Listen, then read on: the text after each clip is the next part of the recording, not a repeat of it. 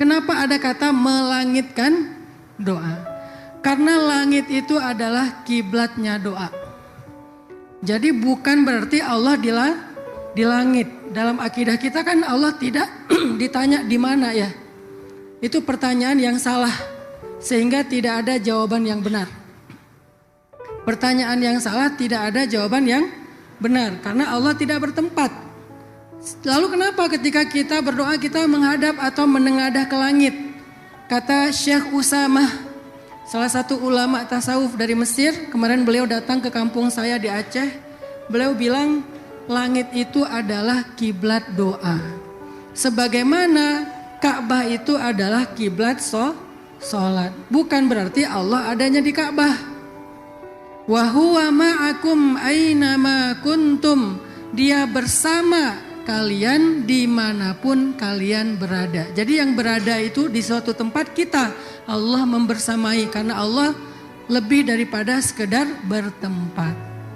Maka istilah melangitkan doa ini kita coba satukan dulu frekuensi biar tidak jadi kesalahpahaman. Melangitkan doa di sini artinya berharap kepada Allah dalam doa dan mengandalkan doa dalam hidup.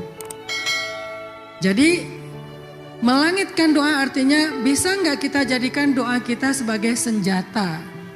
Bisa nggak kita jadikan doa kita sebagai kartu yang paling penting dalam hidup kita?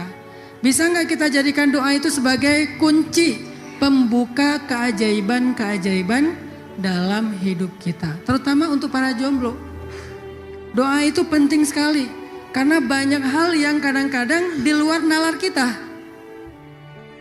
Keluar dari Masjid Al-Ikhlas, ngelihat seorang cewek, wah ini nih yang saya idam-idamkan, tipenya saya banget, gak perlu pakai filter, asli. Karena yang saya lihat di TikTok itu fake. Kita lihat Masya Allah ini kayak Blackpink ya. Pas ketemu ternyata black on black misalnya. Misalnya, karena filternya banyak. Filternya banyak. Kalau ini ketemu di depan Masjid Al-Ikhlas, saya ikhlas banget dengan yang ini. Misalnya. Langsung doa depan masjid, menghadap toilet tapi. Ya Allah, ini calon istri yang paling ideal yang selama ini saya cari. Saya nggak tahu namanya ya Allah. Saya juga nggak tahu akunnya apa. Akun itu bahasa Arabnya apa? Akun itu bahasa Arabnya kunyah. Kunyah itu artinya nama panggilan. Jadi bahasa Indonesia akunyah gitu. Cocokologi. Jadi akun itu bahasa Arabnya kunyah. Arti kunyah itu nama panggilan. Nama asli saya adalah pokoknya secret identity. Nama kunyah saya Hanan _ Ini saya salah ngasih nama nih. Saya nyesel sebetulnya pakai nama Hanan Ataki karena itu nama terlalu berat. Karena saya belum bertakwa. Ini gara-gara istri saya ngasih terus udah terlanjur followernya 9 juta kan susah ngerubahnya. Astagfirullah. Jadi mau dirubah nanti takut di unfollow massal kan. Soalnya kemarin udah ada tuh unfollow massal. Gara-gara viral. Tapi Masya Allah walaupun ada yang baper unfollow, mulai sekarang saya akan unfollow Ustadz. Yang follow alhamdulillah lebih banyak. Berkah para ulama. Saya lihat tuh di insight-nya tuh, di apa namanya tuh datanya, database-nya. Unfollow sekian ribu, yang follow sekian puluh ribu. Kenapa? Karena doanya para ulama. Sehingga kalau kita dekat dengan ulama, la tahzan, gak usah khawatir. Mendekat dengan ulama itu adalah salah satu bentuk kita tawasul mendekat kepada Allah. Oke, bagaimana cara kita menjadikan doa itu sebagai senjata kita? Gimana cara meraih keajaiban dengan doa? Gimana cara kita membuka hal-hal yang tertutup dalam hidup kita, mentok dengan doa? Sekuat apa sih doa dalam hidup kita? Doa itu teman-teman lebih dahsyat daripada ikhtiar. doa itu lebih dahsyat daripada ikhtiar. Kalau kita merasa bahwa hidup kita, rezeki kita, karir kita, jodoh kita, semua tentang hidup kita itu tergantung usaha, manjadda wajada, maka siapa yang bersungguh-sungguh mendapatkannya, sebetulnya ada satu level di atas itu. Siapa yang doanya mustajabah, selesai semua urusannya. Siapa yang doanya mustajabah, selesai semua urusannya. Karena doa lebih dahsyat daripada ikhtiar. Makanya Imam Ibnu Athaillah As-Sakandari dalam kitab yang terkenal, para santri pasti tahu, kitab Al-Hikam, bilang gini, min alamati i'timadi alal amal nuqsanur raja' inda wujudiz zalal.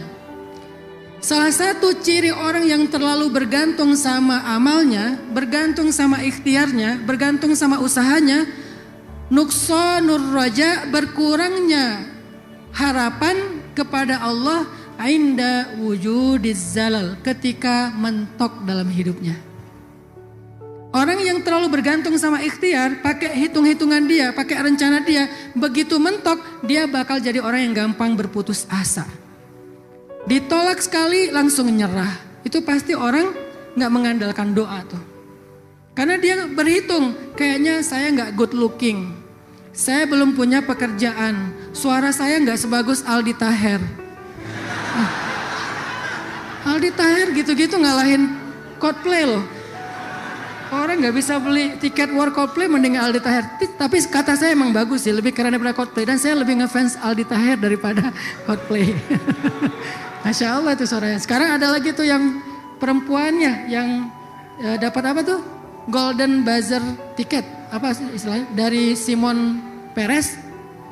Simon siapa? Ya Simon lah pokoknya. Dapat tiket, golden tiket. Masya Allah suaranya. Artinya kadang-kadang kita gak pede teman-teman. Saya gak punya modal mau nikah. Saya bukan good looking. Saya bukan orang yang suaranya bagus. Saya gak punya modal finansial. Saya gak punya apapun. Bukan keturunan kiai, bukan Gus, bukan Habib, bukan siapa-siapa. Tapi mau ngelamar seorang cewek yang ningrat. Yang well educated, yang pendidikannya tinggi. Yang sangat good looking. Lebih keren daripada cewek Korea. Cantik-cantik bidadari. Bukan sekedar cantik-cantik ala Korea. Kita bukan opa-opa. Terus gimana? Apa yang bisa kita andalkan kalau kita udah gak bisa mengandalkan apa-apa dalam hidup kita? Andalkan Allah. Gak akan menyesal orang yang mengandalkan Allah. Gak akan kecewa orang yang meminta kepada Allah. Gak akan. Itu janji Allah. Kok bisa gak akan? Karena Allah gak pernah menolak doa yang baik. Pasti dikabulkan. Pasti. Wa idza sa'alaka ibadi anni fa inni qarib. Ujib. Tahu nggak ujib itu dalam bentuk pronoun, dalam bentuk grammar apa? Kalau bahasa Arabnya fi'lul mudhari. Bahasa Inggrisnya present continuous tense. Artinya kalau dalam bahasa sosmed typing. Dalam bahasa sosmed typing bukan lasin. Tahu nggak bedanya typing sama lasin? Atau online. Online dia baca tapi dia nggak mau bales. Lasin dia baca, udah gitu ditutup lagi. Kalau typing baca langsung balas, itu namanya typing. Kan kita seneng ngechat kalau sama orang yang aktif ya. Kita baru ngirim langsung dia typing. Udah gitu typing balik gak jadi ngirim misalnya. Ternyata tadi typingnya cuman pencet tapi gak ngetik apa-apa. Gak jadi males. Ujibu dalam analogi sosial media, kalau kita biasa chat itu tuh artinya typing, langsung respon. Bukan pernah menjawab, bukan saufa yujib, nanti akan dijawab. Bukan ujibu saat ini juga, berarti langsung typing kalau dalam bahasa kita. Sebegitu responnya Allah kepada orang yang berdoa, enggak ada delaynya. Manusia sering delay, kita kirim sekarang contreng abu sampai malam. Malam tiba-tiba contreng biru, ternyata nggak sengaja pencet. Udah contreng biru dianggurin sampai beberapa hari baru dibales. Dibalesnya cuman ya. Nggak ada bahasa-bahasa yang menenangkan kita nih, ya apa nih? Ya udah tahu atau ya mau nolongin. Artinya kan kita kayak digantung gitu kan sama manusia. Allah nggak gitu teman-teman. Allah itu langsung ujibu da'watad da'i idza da'an. Kalau dia minta sesuatu, kalau dia ngechat, langsung typing, langsung dibales, langsung direspon. Ini artinya doa itu sangat bisa diandalkan. Dan hidup saya sampai hari ini adalah hasil mengandalkan doa. Termasuk saya menjadi bagian dari keluarga besar Nahdlatul Ulama dan juga menjadi murid dalam madrasah Nahdlatul Ulama setelah 3 kali saya umroh dalam 6 bulan terakhir dan meminta kepada Allah. Bulan Desember saya umroh. Saya cuma minta 2. Satu minta rushdun, satu minta al-hikni bis salihin. Ya Allah beri saya petunjuk, ini dakwah anak muda gimana lagi nih? Karena saya udah ada di tahapan kedua. Tahapan pertama udah lewat, masa mengajak anak muda hijrah. Alhamdulillah muncul tren hijrah di seluruh Indonesia. Tahapan yang kedua ternyata hijrahnya kejauhan. Akhirnya pas balik ke saya malah dibid'ah-bid'ahin. Saking jauhnya ya Masya Allah. Hijrahnya lewat kita, kitanya malah dianggap sesat. Terus kamu hijrahnya kepada kesesatan dong. Karena hijrahnya lewat saya. Akhirnya ramai sama orang tua, ramai sama saudara, ribut, left group. Akhirnya bikin grup baru dan seterusnya. Saya ngerasa sedih dengan fenomena ini. Ada tuh beberapa komunitas yang saya bina hanya gara-gara kita berbeda pandangan tentang bab musik.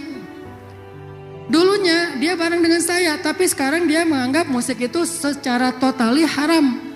Saya menganggap mazhab fikih saya musik itu nggak totali haram, tergantung apa musiknya, bagaimana menyanyikannya, bagaimana performnya. Dan saya menghargai pendapat dia. Masalahnya mereka ngerasa kayaknya nih udah nggak layak lagi jadi guru, akhirnya tinggalin, pergi. Ada beberapa program kita mereka tinggalkan, sedih. Kayaknya salah saya. Apa salah saya? Saya nggak ngajarin fikih ke mereka. Selama ini saya membatasi diri tidak mengajarkan fikih karena saya menganggap dakwahnya untuk anak muda yang baru hijrah. Tapi ternyata ada kebutuhan mereka setelah hijrah untuk belajar fikih, belajar akidah. Dan saya fokus aja kepada yang belum hijrah, bawa lagi ke dalam hijrah, bawa lagi ke dalam hijrah. Yang udah hijrah di dalam ini kayak orang mancing ke laut, pas sampai di kolam saya nggak ngelola kolamnya. Akhirnya ada yang loncat ke kolam ini, ke kolam itu dan seterusnya. Lama-lama warnanya berubah. Saya jadi sedih. Akhirnya saya minta kepada Allah, ya Allah beri saya petunjuk. Kemana saya akan membawa ikan-ikan ini di kolam yang baik. Sehingga di kolam itu mereka akan dididik, mereka akan dibentuk. Akidahnya, fikihnya, syariahnya, tasawufnya. Bantu saya ya Allah. Karena saya mau tetap fokus mancing di laut. Saya tidak akan ngurus ikan di kolam. Saya fokus saja ke laut. Karena mungkin itu adalah passion saya. Tetap main skate, tetap main surfing, tetap main kuda, tetap hangout, nongkrong di kafe, mengajak teman-teman untuk bareng-bareng belajar Islam walaupun tidak usah terlalu berat-berat. Sesekali aja saya keliling acara-acara sharing seperti ini. Sisanya nongkrong di Bandung, nongkrong di Jakarta, di beberapa tempat bareng dengan teman-teman. Tapi yang udah hijrah, siapa yang akan mendidik mereka? Saya butuh petunjuk dari Allah. 3 kali umroh, puncaknya adalah umroh 10 malam terakhir Ramadan. Rabbi habli hukman wa alhiqni bis solihin. Ya Allah beri saya hikmah dalam dakwah. Apa itu hikmah? Al-isabah fil qawli wal amal. Tepat dalam ucapan, tepat dalam perbuatan. Wa alhiqni bis solihin, pertemukan saya ya Allah dengan orang-orang soleh yang berilmu. Qadarullah pulang dari umroh, istri saya ngajak sowan ke Yai Marzuki. Karena Yai Marzuki guru beliau waktu masih di MAKN Malang. Yuk kita ke Kiai Marzuki, ayo berangkat ke sana. Sampai di sana 3 pertanyaan yang saya minta kepada Allah dijawab sama Yai Marzuki walaupun saya nggak nanya langsung kepada beliau. Beliau jawab secara otomatis. Saya merahasiakan pertanyaan itu. Bukan mau ngetes Yai Marzuki, bukan. Karena saya nggak enak mau bertanya, tapi dijawab satu persatu. 1, 2, 3, loh kok ini pertanyaan saya kejawab semua. Padahal saya nggak nanya ke beliau, saya nanyanya ke Allah dalam doa. Saya minta kepada Allah, ya Allah, bagaimana cara saya membangun pola kaderisasi kepada anak muda yang udah hijrah? Dijawab sama Yai Marzuki.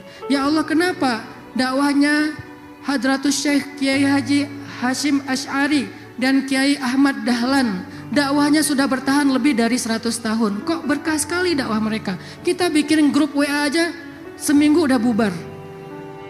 Grup WA doang tuh. Left group, akhirnya bikin grup sebelah, tapi grup sebelah masih kepo ke grup yang sebelahnya. Di sana ngomongin apa sih? Kita bikin grup aja, sebulan 2 bulan bubar. Mereka bikin semua sebuah jam'iyah, sebuah madrasah sudah 100 tahun lebih, bukannya berkurang makin bertambah. Kan berarti berkah. Kan berkah itu artinya ziyadatul khair, bertambah kebaikannya. Pondok-pondok Muhammadiyah, pondok-pondok NU, Amaliyah Muhammadiyah, NU, semua pahalanya ngalir kepada para pendiri. Kebayang gak berapa juta orang yang beribadah setiap hari ngalir pahalanya ke Hadratus Syekh dan ke Kiai Haji Ahmad Dahlan. Itu berarti berkah banget tuh dakwahnya. Yang lebih dahsyat lagi, Imam Asy-Syafi'i yang dakwah beliau dengan mazhab Syafi'iyah sudah bertahan lebih dari 1200 tahun. Karena beliau adalah mujaddid fil mi'ah al-atsaniyah. Beliau mujaddid tahun abad kedua. Berarti sudah 1200 tahun lebih. Berarti siapapun yang sholat, kemudian puasa, zikir, apapun ibadah yang dilakukan dengan mazhab Syafi'iyah, maka mengalir pula pahala jariah kepada Imam Asy-Syafi'i dan murid-murid beliau. Saya penasaran rahasianya apa? Apa rahasia Kiai Arwani di Kudus memiliki pondok yang sampai hari ini bertambah terus santri-santrinya dan para hafiz Al-Quran semuanya? Apa rahasianya? Apa rahasia para ulama-ulama terdahulu? Ilmunya itu sangat berkah. Imam Bukhari, Imam Muslim, Imam Al-Ghazali. Kenapa berkah sekali? Itu saya tanya dalam sholat saya ketika di Mekah. Dijawab sama Yai Marzuki walaupun saya nggak ngomong ke beliau. Ini dahsyatnya doa. Jadi nggak selalu harus kita mikirin program, bikin strategi, ikhtiar sana sini. Boleh, tapi nomor 1 bukan itu. Nomor 1 adalah berharap dan andalkan Allah. Sehingga muncullah kalimat tadi, min alamati i'timad alal amal nuqsanur raja inda wujudiz zalal. Salah satu tanda-tanda orang terlalu bergantung sama ikhtiar, sama rencananya sendiri, dia berkurang harapannya kepada Allah ketika mentok. Makanya kalau kita lebih mengandalkan Allah, gak ada kata mentok, gak ada kata mustahil, semuanya bisa.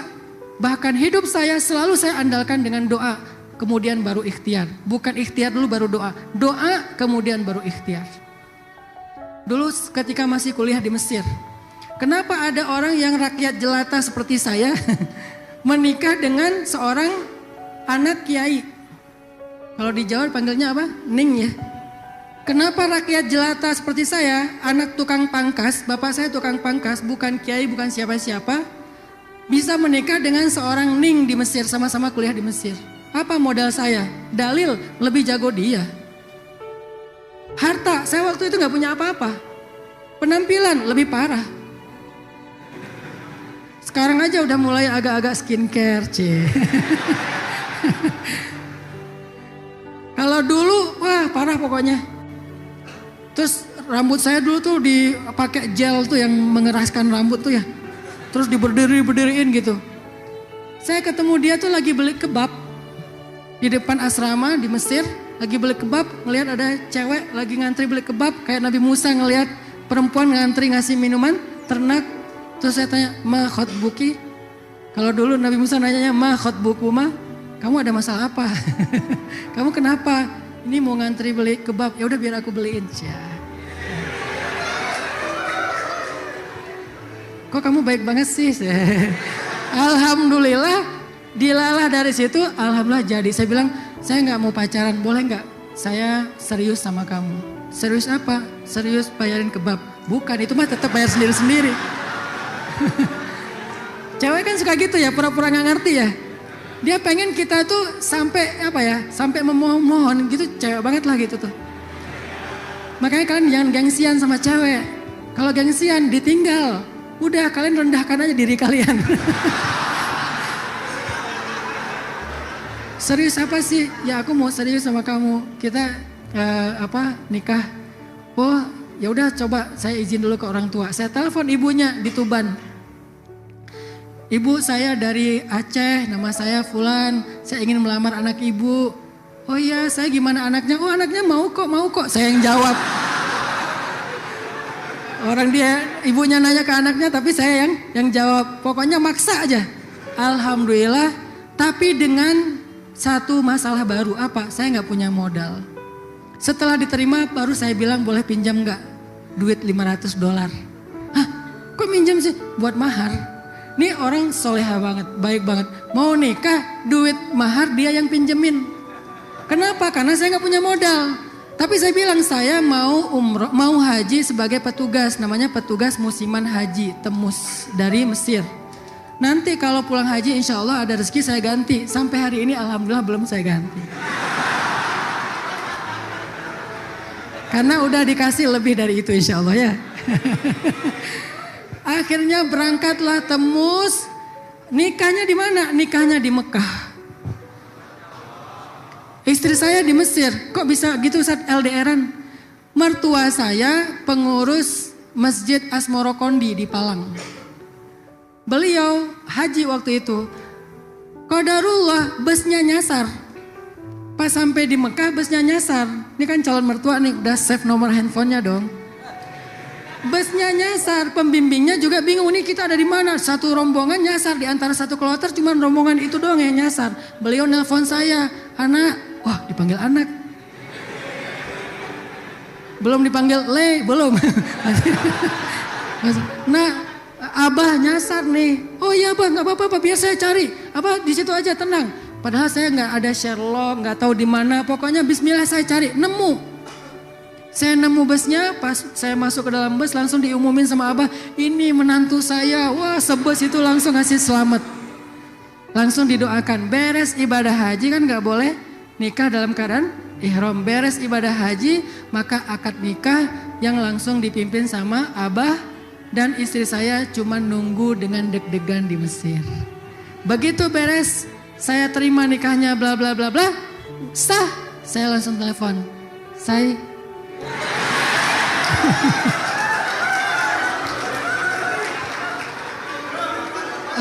Kita udah halal ya. Oh iya Masya Allah deh. Akhirnya udah mulai pakai emoticon. Yang tadinya nggak berani pakai emoticon, cuman titik. Sekarang mulai ada emoticon, love, guling-guling. Artinya apa? Doa. Saya bilang ke Allah, ya Allah, ibu saya meninggal dalam musibah tsunami di Aceh. Tahun 2004, akhir Desember. Saya menikah awal 2005, Januari. Jadi selang 2 minggu setelah musibah tsunami, Allah memberikan saya keluarga baru dari Jawa. Ibu saya meninggal, kakak saya meninggal, fondasi rumah saya keangkat. Luar biasa. Dalam masa kehilangan, Allah memberikan ganti. Ya Allah, saya nggak tahu mau pulang kemana. Udah lulus tuh. Udah selesai, udah lulus, saya nggak tahu pulang ke Aceh, pulang kemana. Orang tua saya meninggal. Keluarga besar rata-rata banyak yang meninggal. Kondisi Aceh waktu itu belum recovery sama sekali. Ya Allah, saya mau pulang kemana nih? Akhirnya saya berniat, ya udah sebelum saya kembali ke Indonesia, saya mending nikah dulu. Tapi belum ada calon, karena nggak bisa pacaran. Kenapa nggak bisa pacaran? Soleh Ustadz, bukan, nggak ada yang mau. Saya nggak sesoleh itu juga sih. Tapi alhamdulillahnya nggak ada yang mau. Akhirnya pulanglah ke Tuban. Pulang ke Tuban, di Tuban saya kenal dengan Pak Huda. Pak Huda itu dulu jadi Bupati Tuban. Beliau bilang, Ustadz boleh nggak kita bikin sekolah di sini? Sekolah SD yang agak modern. Akhirnya saya rintislah SD di Tuban yang sekarang menjadi sekolah salah satu yang terbesar di Tuban. Akhirnya istri saya dipanggil untuk ngajar di Bandung, pindah lagi kita ke Bandung. Di Bandung saya ngelamar kerja, nggak ada yang terima. Ngajar nggak diterima. kemudian ceramah nggak diterima, nulis buku nggak ada yang mau nyetak. Akhirnya karena terpaksa nggak ada yang nyetak, saya cetak sendiri. Setelah dicetak ternyata 3.000 habis dalam sebulan. Cetak lagi keenakan 5.000 habis lagi. Alhamdulillah akhirnya bikin usaha lain selain percetakan. Usaha jual pulsa. Dulu saya punya 60 cabang pulsa di Bandung. Sebelum sekarang bisa beli sendiri ya. Dulu masih di beberapa tempat. Terus dari situ jual beli mobil bekas. Dari situ mulai main properti pelan-pelan. Semua itu bukan karena saya jago bisnis. Bukan karena saya punya modal besar. Saya nggak punya modal apapun. Yang saya jadikan modal adalah doa. Ya Allah, ya Allah, ya Allah. Pastikan satu hal dalam hidup kalian. Pastikan doa kalian mustajabah. Kok gitu Ustaz? Karena doa itu kalau mustajabah pasti bisa diandalkan. Emang ada doa yang gak mustajabah? Ada. Doa yang terhalang oleh makanan yang tidak halal. Doa yang terhalang oleh terputusnya silaturahim. Itu 2 di antara sekian penghalang. Doa terputusnya silaturahim dan makanan yang tidak halal. Kalau kita bisa bersihkan makanan kita, kita bisa nyambung silaturahim kita. Silman qata'ak, sambunglah yang memutuskanmu, maka doa kita itu akan menjadi doa yang ajaib banget. Lebih ajaib daripada sulap. Ngeri banget hasilnya. Sampai kita takut berdoa saking takut dikabulkan. Saya pernah, anak-anak saya itu semuanya hasil doa. Saya berangkat umroh, doa depan Ka'bah, ya Allah beri saya anak pertama yang perempuan kalau boleh. Nanti yang kalau bisa dia orangnya pemalu, saya kasih nama dia Aisyah. Alhamdulillah istri saya hamil, kemudian lahir di Tuban anak pertama Aisyah. Pemalu banget, sampai kalau sekarang tuh dia udah SMA, saya nanya, Kak kenapa sih kamu pemalu banget? Gak tahu Baba, pokoknya aku gak mau tampil, pokoknya aku gak mau. Saya lupa kalau itu doa saya. Saking pemalunya dia gak suka tampil. Saya doa lagi setelah 2 tahun, ya Allah beri saya anak kedua. Kalau dia perempuan saya kasih nama dia Maryam. Kalau dia laki-laki saya kasih nama dia Yahya. Saya gak suka nyari nama di Google tuh gak suka. Nama saya itu nama-nama tokoh karena berharap dia seperti nama tersebut. Kalau anak perempuan saya kasih nama Maryam. Akhirnya istri saya hamil, pas lahiran ternyata dia anak perempuan dan lahirnya gak ada yang nolongin. Seperti Sayyidah Maryam melahirkan Isa. Agak mirip-mirip gitu. Gak ada yang nolongin, bidannya lagi ujian. Sehingga gara-gara udah harus terlanjur lahiran, bidannya gak ada, saya jadi bidan. Jadi gini-gini saya pernah jadi bidan untuk anak saya sendiri. Karena anak pertama saya hadir, saya lihat gimana caranya. Anak kedua saya waktunya praktek. Tutup semuanya, tutup. Tarik nafas, pelan-pelan, tarik lagi. Sampai alhamdulillah anaknya lahir selamat. Tapi luar biasanya mungkin wajah pertama yang dia lihat di muka bumi itu wajah saya. Sampai sekarang anak ini sangat dekat dengan saya. Saya kasih nama Maryam. Tipenya lebih mirip ke saya daripada ke istri. Ya Allah udah punya 2 anak perempuan, boleh nggak minta anak laki-laki? Kalau bisa anaknya lembut dan rambutnya gondrong. Spesifik. Pengen anak rambut gondrong. Kenapa? Karena saya nggak boleh gondrong rambut. Kalau rambut saya panjang, ibu saya sedih sehingga saya sakit. Saya anggap itu sebagai sebuah kutukan. Nggak boleh panjang rambut, asal panjang rambut sakit, asal panjang rambut sakit. Udah datang ke dokter, kata dokter kamu nggak sakit apa-apa, kenapa kamu kesini? Sakit dok, saya ini nggak enak badan. Gigi saya sakit, kepala saya sakit, demam. Ya udah nih dikasih. Misalnya obat pereda nyeri, nggak sembuh. Begitu potong rambut, hitungan detik sembuh. Saya punya obsesi panjang rambut, pengen gondrong. Biar agak-agak ala-ala anak-anak pantai gitu kan, Rastafarianse. Cuman nggak bisa, masa saya surfing, pedal, ngambil ombak, rambutnya nggak ada gitu kan ya, susah. Itulah kenapa saya pakai kupluk. Sekarang udah mulai membiasakan diri pakai peci, walaupun masih kadang-kadang suka miring. Biasanya pakai kupluk. Kenapa kupluk itu ala-ala anak street? Bukan karena dingin. Kadang-kadang maksa juga di tempat panas pakai kupluk. Pas dibuka, wah aromanya luar biasa. Artinya pengen rambut gondrong. Alhamdulillah anak ketiga lahir cowok. Lembut. Pas lahir nangisnya,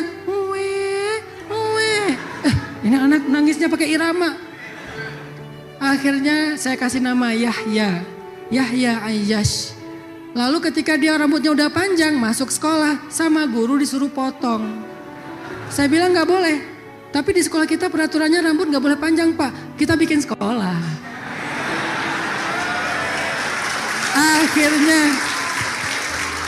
Akhirnya saya bikin sekolah rimba Indonesia dengan tagline di sini boleh panjang rambut. Sekolah alam 9 hektar, ada stable berkudanya, ada kolam renangnya, tapi gratis. Gratis, saya nggak mau memungut biaya. Bagi saya pengen bikin tren sekolah Islam yang bagus, yang mahal tapi gratis. Baru ada satu di Bandung. Saya cemburu sama sekolah bule yang ada di Bali, namanya International Green School. Itu sekolah keren banget, tapi mahal. Kenapa anak-anak kita nggak punya? Saya bikin aja. Alhamdulillah ada tanah 9 hektar, gunung, dan mereka sekarang udah ada 3 angkatan. Bayangin gratis tapi punya stable sendiri, punya farming sendiri, punya ternak sendiri. Wah pokoknya dikasih apapun yang mereka butuhkan. Nah gara-gara Yahya pengen masuk sekolah tapi disuruh potong rambut. Ya Allah, saya pengen banget punya anak perempuan yang matanya dekok. Apa dekok? Masuk. Itu mata orang Aceh tuh, rata-rata dekok, nggak belok gitu ya. Kalau diginiin masih bisa buka-buka mata gitu saking dalamnya. Saya pengen punya anak perempuan yang matanya dekok, yang nanti saya kasih nama dari nenek moyang saya, salah satu pahlawan dari Aceh, Cut Mutia.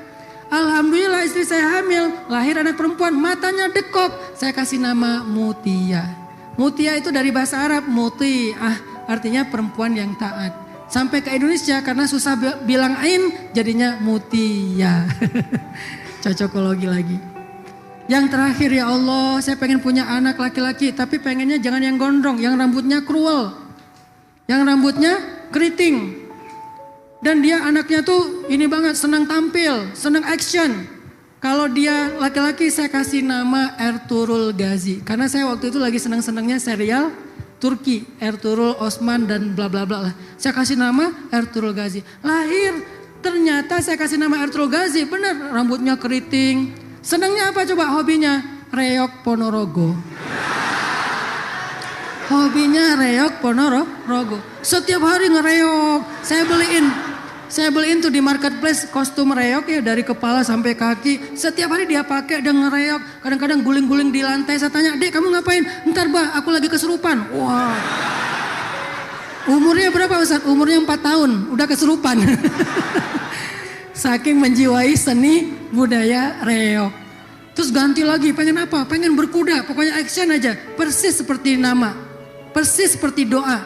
Yang mau saya sampaikan apa teman-teman? Andalkan doa. Terutama di tempat waktu yang paling istimewa. Cari tempat istimewa, cari waktu istimewa, lalu minta kepada orang istimewa, maka doa itu sangat bisa kita andalkan. Apa tempat yang istimewa? Yang paling tinggi pastinya di Ka'bah. Terutama di depan Multazam. Walaupun di sekeliling Ka'bah semuanya istimewa, tapi puncaknya ada di Multazam sama di Hijr. Nanti di tempat lain di Raudhah, di tempat lain di Makam Ibrahim, banyak tempat di sana, di Bukit Safa, di Bukit Marwah. Jadi kalau ada anak-anak muda yang bilang saya umrohnya nanti aja kalau udah umur 30-40 tahun, salah. Kenapa? Justru kalian butuh keajaiban ketika masih jomblo. Maka keajaiban itu hanya bisa kalian dapatkan di tempat yang paling istimewa. Minta di sana. Dulu di zaman sahabat itu ada 4 orang anak muda. Salah satunya Abdullah ibnu Umar. Kemudian ada Abdul Malik bin Marwan, generasi tabi'in. Mereka lagi tawaf ceritanya. Lalu Abdullah bin Umar bilang gini, "Sal tu'tah." Minta yuk, mumpung kita depan Ka'bah, insya Allah akan dikabulkan sama Allah. Akhirnya salah satu dari mereka berdiri di rukun Yamani. Kan Ka'bah itu 4 rukun, Hajar Aswad, Syami, Iraqi, Yamani. Di rukun Yamani dia berdoa. Ternyata dia hajatnya apa? Hajatnya pengen nikah sama seorang selebgram. Ini istilah kita ya. Siapa selebgram itu? Namanya Sukainah _Husain. Kok ada underscore Ustaz? Underscore itu binti. Biar lebih sosial media gitu. Sukainah bintu Husain, seorang perempuan cantik, hebat yang ada di Irak. Sementara laki-laki ini ngerasa nggak pede, saya nggak, kayaknya bukan tipenya Sukainah deh, saya nggak sekeren BTS deh, saya nggak sekeren Jungkook deh, nggak good looking deh. Jadi kayaknya saya nggak pede nih bisa menjadi suaminya Sukainah. Tapi saya punya sesuatu yang bisa menaklukkan Sukainah, apa? Doa. Akhirnya dia berdoa depan rukun Yamani, dia bilang, ya Allah zawijni, ya Allah nikahkan aku dengan Sukainah bintu Husain. Selang setahun kemudian, maka dia pun menikah dengan Sukainah bintu Husain. Walaupun yang mau melamar Sukainah itu sangat banyak, tapi dia memilih orang ini. Keajaiban doa. Jadi nggak ada yang mustahil teman-teman. Kalau doa tuh jangan tanggung. Ya Allah, mana yang ada duluan aja deh. Ya Allah, yang pertama ketemu di depan. Kalau yang ketemu di depan nanti ternyata udah punya cucu gimana? Kan janda mana gitu ya. Tapi janda ini udah punya cucu gitu. Makanya kalau doa itu yang tinggi standarnya. Boleh nggak Ustadz menyebut nama? Boleh, ini dalilnya. Ada tabi'in yang menyebut nama Sukainah bintu Husain dalam doanya. Yang nggak boleh menuntut Allah. Berharap boleh, spesifik boleh, nuntut nggak boleh. Apa itu nuntut? Pokoknya kalau nggak itu moh. Kalau bukan itu saya nggak mau. Pokoknya harus itu. Itu namanya sok tahu. Allah lebih tahu tentang kebutuhan kita daripada diri kita sendiri. Tapi berharap boleh. Kalau nggak dikasih persis seperti yang kita minta, la tahzan. Kenapa? Karena biasanya diganti dengan yang lebih baik dari yang kita minta. Makanya kasih standar yang tinggi. Kata yang di atas, akhwat, yang cewek-cewek doa, ya Allah minimal tinggi badannya 2 meter. Dikasih 4 meter ya, wah, gak bisa naik kendaraan kemana-mana jalan kaki, gak ada mobil yang muat ya. Artinya kasih standar yang tinggi, nanti kalau gak dikasih persis sama Allah, dikasih yang lebih baik. Allah lebih tahu kebutuhan kita, andalkan doa teman-teman. Ada lagi cerita tentang seorang ulama namanya Ibrahim bin Adham. Orang yang selalu mengandalkan doa. Suatu ketika Ibrahim bin Adham lagi naik kapal dan di tengah laut terjadi badai, ombak besar, orang-orang panik, semuanya memanggil, ya Ibrahim, ini gimana nih, sebentar lagi kita tenggelam. Kemudian dengan tenang Ibrahim mengangkat kedua tangannya mengatakan, ya Rabbana, qad araitana qudratak, fa'arina rahmatak. Ya Allah, Engkau telah perlihatkan kepada kami kekuasaanmu, kebesaranmu. Sekarang tampakkan dan perlihatkan kepada kami kasih sayangmu. Tiba-tiba badai itu reda, ombak itu tenang dan mereka selamat. Itu dahsyatnya doa. Ustaz, kenapa doa saya gak bisa gitu? Periksa makanan kita. Atib mat'amak ya Sa'ad, kata Nabi kepada Sa'ad bin Abi Waqqas. Periksa makanan kita. Halal kok Ustaz, saya makan nasi, makan ayam.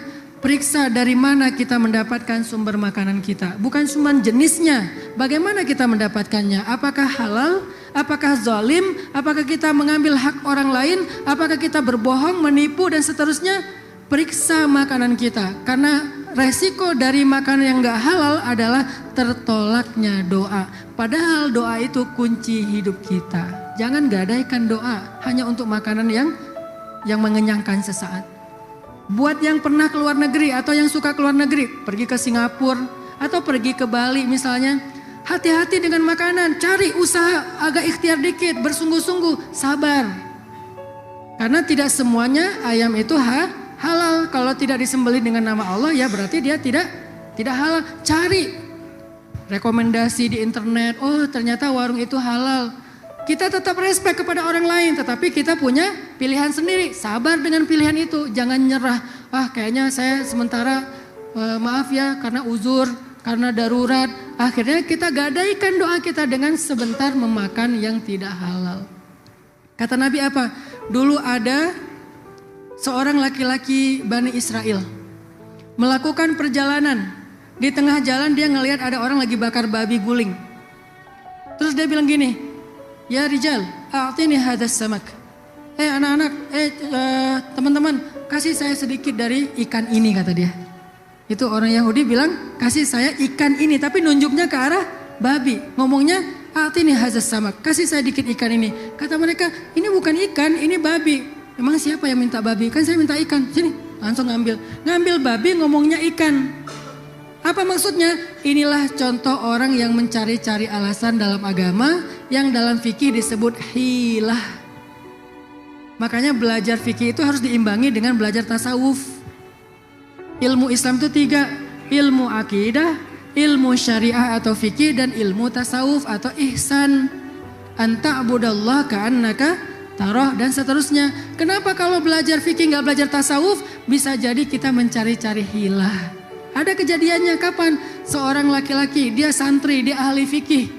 Di bulan Ramadan dia tahu kalau melakukan hubungan suami istri maka batal puasa, diganti dengan harus puasa qadha lebih banyak daripada yang dia tinggalkan.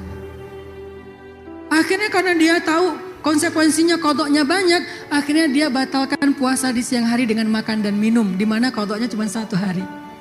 Setelah dia makan dan minum, baru dia menghubungi istrinya, berhubungan dengan istrinya. Ketika ditanya, kenapa kamu melakukan ini di siang Ramadan? Enggak, saya enggak batal karena ini, saya batalnya karena makan dan minum. Tetap dosa tapi qadhanya ringan. Kalau hubungan suami istri udah dosa, qadhanya berat. Itulah hilah, mencari-cari alasan kalau kita ahli fikih tapi tidak belajar tasawuf. Kalau belajar tasawuf, dia merasakan gak enak sama Allah, seperti Allah melihat dia atau dia melihat Allah. Banyak ilmu ma'rifah yang perlu dipelajari. Makanya laki-laki ini bilangnya, "Atini hazas sama, kasih saya ikan ini," tapi ngambilnya babi. Habis makan babi, 1 paket dengan minum khamar. Dalam keadaan mabuk, kenyang, dia lanjutkan perjalanan. Di tengah jalan karena dia lagi teler, lagi mabuk, jatuh dari ontanya. Ontanya pergi meninggalkan dia. Pas dia sadar, dia telah kehilangan ontanya di tengah padang pasir. Dia cari seharian onta itu, gak ketemu. Sampai kemudian dia minta kepada Allah, "Ya Allah, berikan saya pertolongan, beri saya jalan, kembalikan onta saya ya Allah." Dia berdoa. Nabi kemudian mengkomentari cerita ini dengan kalimat, "Ma'kaluhu haram, masyrabuhu haram, wa ghudhiya bil haram, fa anna yustajabu lidzalik." Kata Nabi, makanannya haram, minumannya haram, kesehariannya dia pakai hal-hal yang haram. Gimana Allah akan mengabulkan doa orang itu? Maka celakalah dia di tengah padang pasir dalam keadaan tertolak doanya. Andalkan doa. Selama doa kita baik, tidak ada penghalang, maka itu bisa menjadi senjata dalam hidup kita.